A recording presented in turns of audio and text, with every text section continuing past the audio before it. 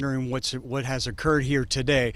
There's a lot of anxious parents, and I share in their anxiety, so I wanted to at least let everyone know what we have now and what I can try to confirm at this point.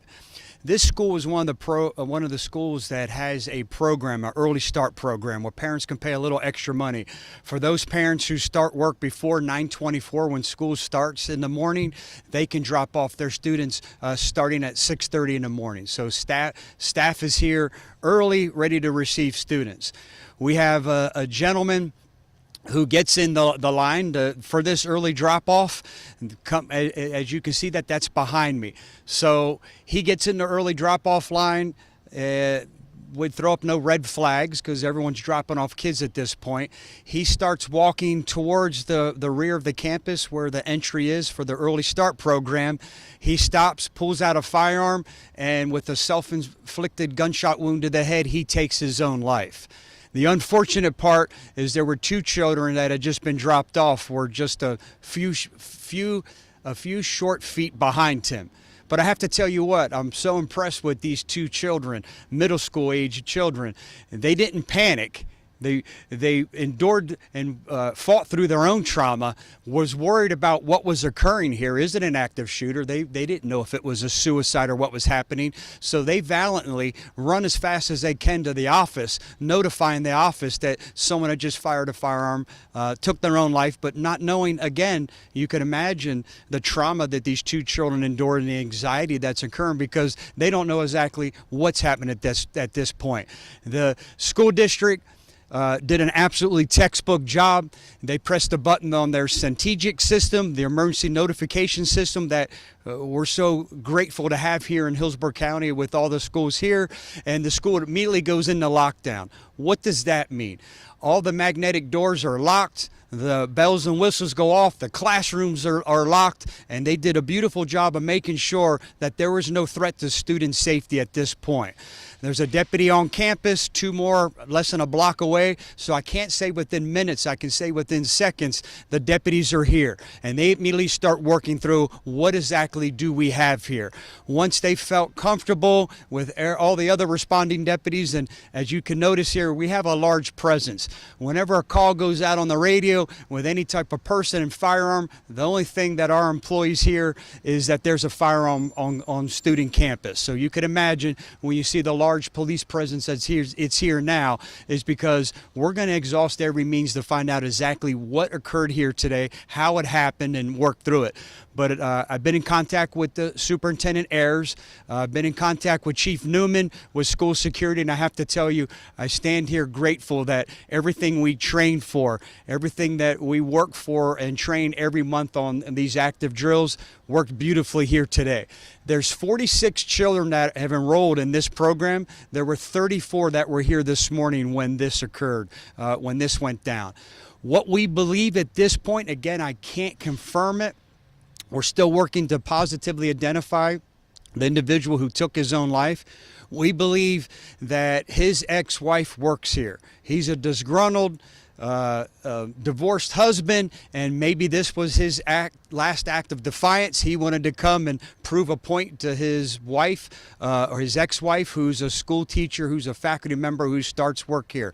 That's what we believe at this time. But again, I have to give it with provide the caveat. We don't know exactly, but that's what we believe. So I wanted to get the word out as quickly and as soon as we can, because as you see the line of parents back here behind me, I would be in that line too, wondering, hey, what's happening here? Was it an active shooter situation? Where's the threat? There's a threat to student safety.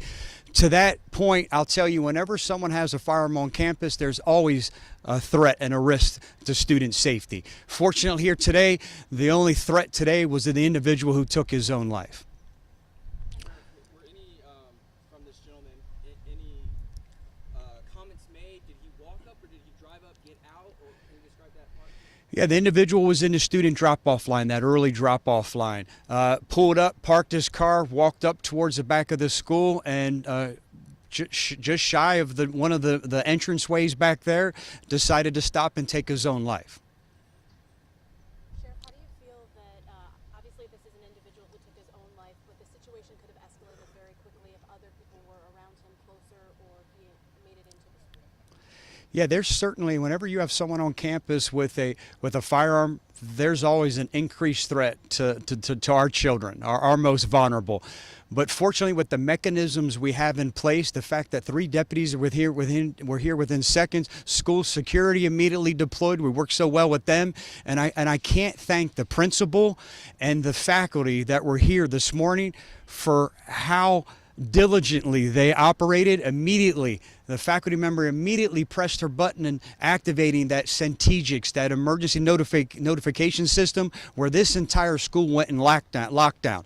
Now, I know there's some parents upset and they're waiting to make sure that they can have their children and hold on to them and hug them, and I get it. But realize there's still a lot for us to do, and they're starting to release students now. But we have to make sure what students were dropped off, which students were accounted for, and make sure that every child here is safe and sound before we start releasing students. So I know that when seconds matter during a situation like this, I'm extremely proud of everyone involved. At the same time, I want to thank the parents. I want to thank the parents for being patient. Your children aren't in danger at any point. I don't believe they were ever in danger. Thankfully, the only person who threat to an individual today was the person that took their own life. But again, I'd be remiss if I can't say thank you to the faculty, the staff, and the deputies that were here within seconds. They immediately ensure deploying with their long guns to make sure that no one else was ever in danger except this individual who took his own life. I'm saddened. I'm angered that somebody would take their own life.